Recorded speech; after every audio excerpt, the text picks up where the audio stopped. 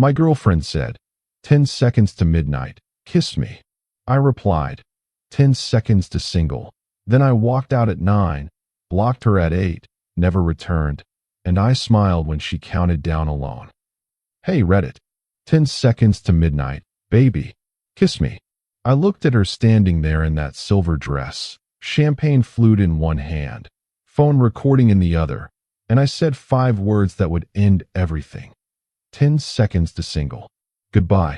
I was 27 years old, standing in a rooftop bar in Manhattan on New Year's Eve, and I just walked away from 3 years of my life. The crowd around us was already starting their countdown. 55 seconds to midnight. I pushed through the throng of drunk couples preparing for their Instagram perfect moments, heading for the elevator. My hands were shaking, but not from fear, from relief. Wait, what are you doing? Come back. Her voice cut through the noise, sharp and panicked.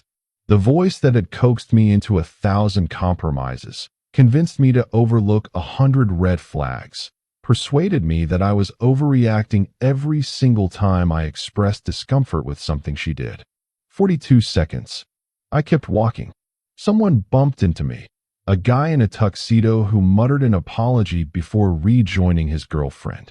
They looked happy, actually happy, not performatively happy for the sake of social media validation. You're being ridiculous. Everyone's watching. Of course, everyone was watching. That was the point, wasn't it? It had always been the point. 38 seconds. I reached the elevator and jabbed the button. Behind me, I could hear her heels clicking against the polished floor, getting closer. The elevator doors opened. Thank God, and I stepped inside. Don't you dare leave me here alone on New Year's. I turned to face her just as she reached the elevator. She was beautiful, objectively speaking. The kind of beautiful that turned heads, that made other guys at bars shoot me envious looks, that made me feel like I'd won some kind of lottery when we first started dating. But beauty doesn't mean much when it's wrapped around manipulation. 28 seconds. I'm not leaving you alone, I said calmly, my finger hovering over the button that would close the doors. You're surrounded by 200 people. You'll be fine. But it's New Year's Eve. We're supposed to kiss at midnight. We planned this. You planned this, I corrected. You planned the outfit, the location, the photo angles, the caption you'd already written.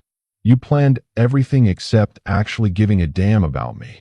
The elevator doors started to close. Wait. 21 seconds. She lunged forward, trying to get into the elevator with me, but I pressed the close door button repeatedly. Our eyes met for one final moment before the doors sealed shut between us. I saw confusion there, then anger, then something that might have been fear. 18 seconds. The elevator descended, and I pulled out my phone. My thumb hovered over her contact photo. One of those candid shots she'd made me take 17 times until it looked sufficiently unplanned. I tapped the 3 dots in the corner. Block this contact. Are you sure? 15 seconds. I pressed confirm. Then I went to Instagram, Facebook, TikTok, Snapchat, every platform where she existed in my digital life. Block, block, block, block. 10 seconds. The elevator reached the ground floor. Through the glass walls of the building's lobby, I could see Times Square in the distance, a sea of people all staring up at the ball beginning its descent. 9. I pushed through the revolving door and stepped out into the cold January air. The temperature had dropped significantly since we'd arrived at the party. I should have been freezing in just my button-down shirt. I'd left my coat upstairs, but I felt nothing but warmth spreading through my chest. 8.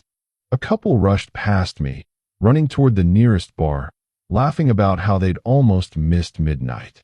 The guy had his arm around the girl's shoulders, and she looked up at him like he'd hung the stars in the sky, not like he was a prop in her social media narrative. 7. I started walking, away from the party, away from Times Square, away from the carefully curated life I'd been living for the past 3 years. 6. My phone started buzzing. Text messages, probably from mutual friends at the party. I silenced it without looking. 5. A taxi passed by, its off-duty light on. The driver was singing along to something on the radio, completely in his own world, unbothered by the chaos of New Year's Eve in Manhattan. 4. I thought about the first time she'd made me feel like I was crazy. It was 6 months into our relationship. We'd gone to her friend's birthday dinner, and she'd spent the entire evening ignoring me while flirting with the bartender. When I brought it up later, she'd laughed and said I was being paranoid, that she was just being friendly, that I needed to work on my insecurity issues. 3. I believed her then, apologized even, bought her flowers the next day to make up for ruining her friend's birthday with my jealousy. 2. But tonight, when she'd announced we were going to this rooftop party, a party I didn't want to attend, hosted by people I didn't know, during a holiday I'd said multiple times I preferred to spend quietly, and then demanded I dress exactly how she wanted and arrive exactly when she specified, so we could get the perfect content for her Instagram story, something had finally snapped. 1. The city erupted around me. Cheers, horns, fireworks in the distance. Strangers on the street were hugging, kissing, celebrating. And I was alone, walking through Midtown Manhattan with no coat and no plan. I smiled. I smiled so wide my cheeks hurt. Because for the first time in 3 years, I wasn't performing. I wasn't angling my face for the right lighting or moderating my words to avoid triggering one of her mood swings or calculating whether my outfit would photograph well enough for her feed. I was just free. My phone buzzed again, more insistently this time. Against my better judgment, I glanced at the screen. 37 missed calls. 29 text messages. The preview of one caught my eye before I could look away. How could you embarrass me like that in front of everyone? Do you know how many people saw you walk away? My reputation is ruined. Not I miss you. Not what's wrong. Not can we talk about this? Her reputation. I should probably explain how I got to that rooftop in the first place. We met 3 years ago at a coffee shop. Cliché, I know, but that's how it happened. I was working on my laptop. She was taking photos of her latte for Instagram, and we struck up a conversation about the unreliable Wi-Fi. She was charming, funny, quick-witted. She made me feel interesting, like I was someone worth her time. The first few months were incredible. She introduced me to new restaurants, new experiences, new social circles. She had this energy that made everything seem brighter, more exciting. I felt lucky to be with her. The red flags started small. She'd get annoyed if I didn't respond to her texts within 5 minutes. She'd pout if I made plans with my friends without checking with her first. She'd forget important things I told her, but would remember every minor slight or disappointment with perfect clarity. But everyone has flaws, right? I told myself I was being too picky, too critical. She was passionate, that was all. She cared about me so much that she wanted my full attention. That was sweet, wasn't it? Then came the social media stuff. At first, I thought it was quirky how much she cared about her Instagram aesthetic. She had a decent following, around 15,000 at the time, and she'd explained that maintaining that required consistency and quality. Fair enough. Lots of people cared about their social media presence. But it escalated. Every date became a photo shoot. We couldn't just enjoy a meal. We had to photograph it from 6 different angles first. We couldn't have a spontaneous adventure. Everything had to be planned around lighting and locations. My role in her life slowly transformed from boyfriend to photographer, editor, and supporting cast member. The breaking point should have come months ago. It was her birthday last April.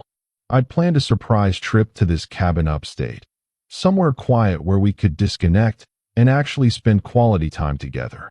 I'd been saving for months, working overtime to afford it. She was furious, not because she didn't like cabins or nature, but because she'd already told her followers she'd be celebrating at this trendy rooftop bar in Brooklyn. She'd created a whole narrative about her birthday plans, coordinated with brands for sponsorship opportunities, and my surprise had ruined everything. We didn't go to the cabin. We went to the rooftop bar. She took photos all night while I sat in the corner, nursing a beer, wondering how I'd become so invisible in my own relationship. But I stayed. because she apologized afterward. She cried and said she'd been stressed about work, that she'd overreacted, that she loved me, and my thoughtfulness meant everything to her. She promised to make it up to me, to be more present, to care less about the performative aspects of our relationship. That promise lasted 2 weeks. By May, we were back to the same patterns. Every conversation eventually circled back to her content strategy, her follower count, her engagement rates. She'd spent hours agonizing over whether a photo made her look authentic enough, while simultaneously staging every aspect of her supposedly candid life. I started to feel like I was dating a brand, not a person. My friends noticed. They'd make comments, gentle at first, then increasingly direct. My best friend Carlos pulled me aside at a barbecue in July and asked me point blank if I was happy. I'd laughed it off, made excuses, changed the subject. But the question haunted me for months afterward. Was I happy? The honest answer was no, but admitting that felt like failure. We'd been together for years. We'd met each other's families. We'd talked vaguely about future plans. Ending it would mean admitting I'd wasted time, made a mistake, been blind to obvious problems. So I stayed quiet. I tried to be the boyfriend she wanted, available, accommodating, camera ready. I lost touch with some friends because I was always canceling plans to be her photographer. I turned down a promotion at work because it would have meant longer hours and less availability to attend her events. I was disappearing into her world, and I couldn't figure out how to stop it. Then came tonight. She'd announced the New Year's Eve party 2 weeks ago. I'd said I wasn't interested. I'd had a long week at work and wanted a quiet night in. She'd responded with tears, accusations that I didn't care about her, reminders of all the things she'd compromised on for me, things I'd never asked her to compromise on, but whatever. I'd caved, obviously, but something was different this time.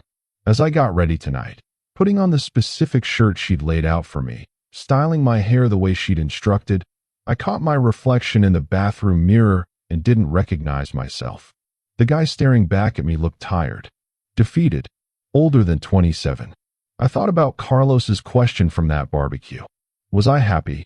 The answer stared back at me from the mirror, hollow-eyed and empty. We'd taken a car to the party. The entire ride, she'd been on her phone, coordinating with other people who'd be there, discussing photo opportunities, planning which moments would make the best posts. She barely looked at me. At the venue, she'd immediately disappeared into the crowd, working the room like a networking event.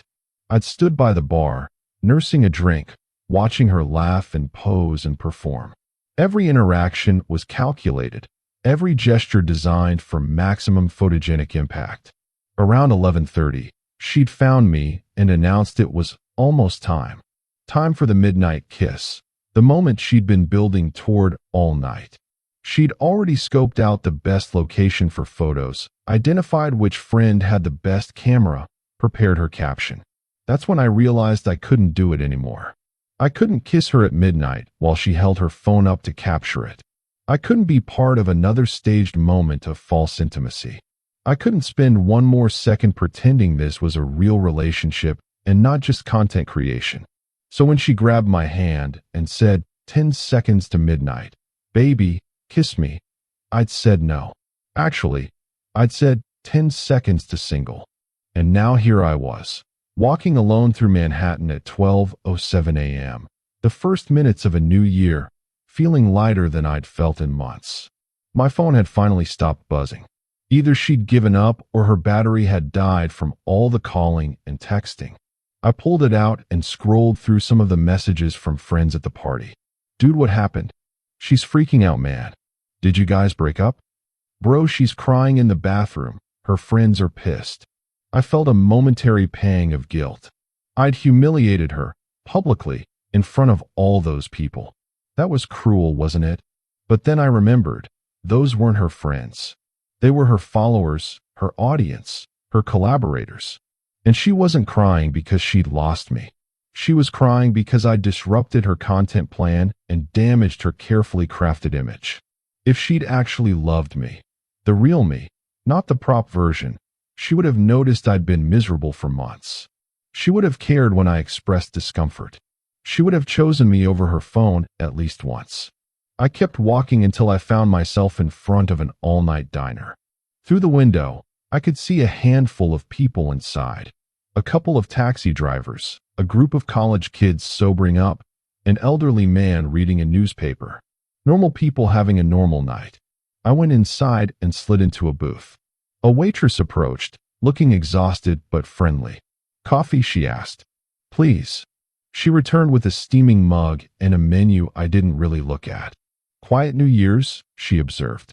"Getting there," I said, and found myself smiling again. She nodded knowingly. Sometimes quiet's the best kind of celebration. I ordered scrambled eggs and toast.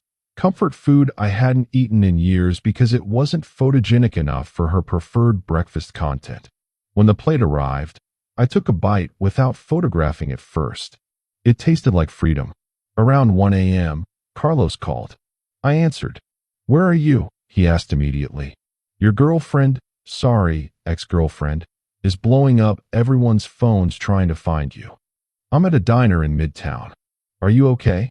Was I okay? I'd just ended a 3-year relationship in the most dramatic way possible. I was sitting alone in a diner on New Year's Eve with no coat and nowhere particular to go. By most metrics, I probably shouldn't be okay. "Yeah," I said and meant it. "I'm okay." Carlos was quiet for a moment. Then, "Good. It's about damn time. You didn't like her, did you?" "Dude, nobody liked her. We all just pretended because you seemed, I don't know, committed to making it work." I laughed, but it came out bitter. I was committed to something. Not sure it was the relationship, though. Maybe just the idea of it. "You want company?" Carlos offered. "I can leave this party. Come meet you." "Nah, I'm good. Actually, I'm gonna head home soon. Just needed some space to process." "Fair enough. But hey, tomorrow come over. We're having people over to watch football. Bring beer. Be yourself. Remember what that's like." After we hung up, I sat in that booth for another hour, drinking coffee and thinking about who I'd become over the past 3 years. How I'd let someone else's needs and wants completely eclipse my own. How I'd confused accommodation with love, compliance with commitment. The truth was, I'd been unhappy for a long time. But unhappiness becomes normal when you experience it long enough. You forget what happiness feels like. You start to think maybe this is just what relationships are. Constant compromise, walking on eggshells, making yourself smaller so someone else can feel bigger. But sitting there in that diner, I remembered, it doesn't have to be that way. I paid my check and stepped back out into the cold. The streets were quieter now, most of the revelers having moved on to after parties or gone home. I hailed a cab and gave the driver my address. When I got home, my apartment felt different. It looked the same. She'd never actually moved in, though half her stuff had gradually migrated here anyway. But the atmosphere had changed. It was mine again. I made myself tea, something she'd always mocked as old man behavior. I put on music she hated. I sat on my couch without worrying about whether I was wrinkling the decorative pillows she'd bought. Around 3 a.m., I finally checked my phone properly. The messages had evolved from angry to desperate to manipulative. "You're going to regret this. Everyone thinks you're pathetic. I can't believe I wasted 3 years on you. Please come back. I love you. We can fix this. You know I didn't mean those things. I'm just upset." "Fine. Ignore me then. See if I care." Classic cycle. Rage, bargaining, more rage. I'd seen it 100 times before on a smaller scale. This was just the grand finale. I typed out a single response. "I'm sorry I handled it the way I did. You deserve better than a public breakup. But we're done. Please don't contact me again." Then I turned off my phone entirely and went to bed. I slept better than I had in years. The next morning, I woke up to someone knocking on my door. For a moment, I panicked. Had she figured out a way to track me down? But when I checked the peephole, it was just Carlos holding a bag of bagels. "Figured you might need breakfast and a friend," he said when I let him in. We sat at my kitchen table, eating bagels and not talking about her. He told me about the party after I left. Apparently, she'd had a meltdown, accused her friends of not being supportive enough, and eventually stormed out around 1 a.m. He also mentioned that several people at the party had privately told him they admired what I did. Really? I asked, skeptical. Really? Apparently, you're not the only one who thought the relationship looked exhausting. People just didn't want to say anything. We spent the day watching football at his place, like he'd promised. It was comfortable and easy and reminded me what normal friendship felt like.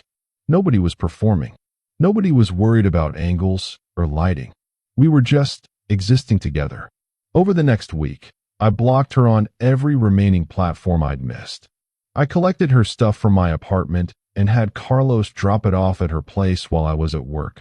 I wasn't ready to see her face to face. I changed my routines, started going to a different coffee shop, avoided the restaurants we used to frequent. I was rebuilding my life without her in it. The hardest part wasn't missing her specifically. It was missing the idea of having someone, the comfort of a routine, the identity of being part of a couple. But every time I felt that loneliness creeping in, I reminded myself, being alone was better than being lonely in a relationship. About 2 weeks after New Year's, I ran into one of her friends at the grocery store. She gave me a look that was equal parts pity and judgment. "You know she's really struggling," the friend said. "What you did was cruel." I took a breath.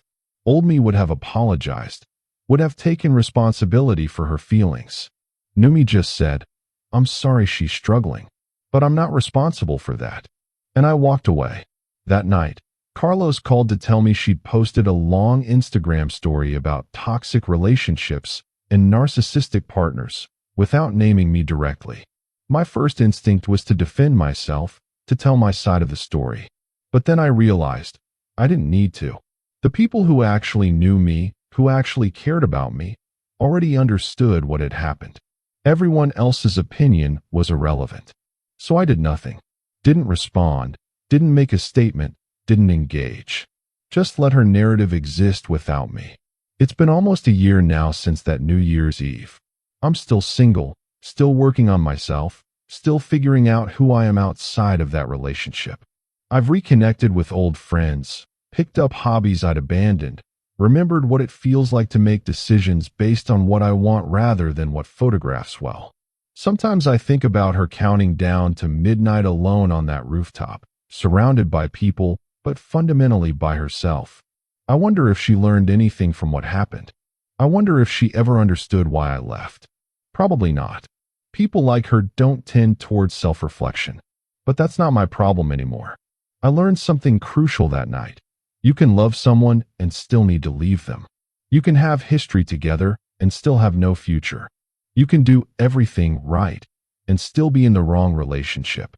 And sometimes the kindest thing you can do for both of you is walk away. So yeah, I walked out at 9 seconds to midnight. I blocked her at 8. I never looked back. And when midnight struck and she counted down alone, surrounded by her audience, but empty of genuine connection, I was walking through the streets of Manhattan, finally free. I smiled then, and I'm still smiling now. Because sometimes the best thing that can happen to you is becoming single at exactly the right moment. Even if that moment is 10 seconds to midnight on New Year's Eve.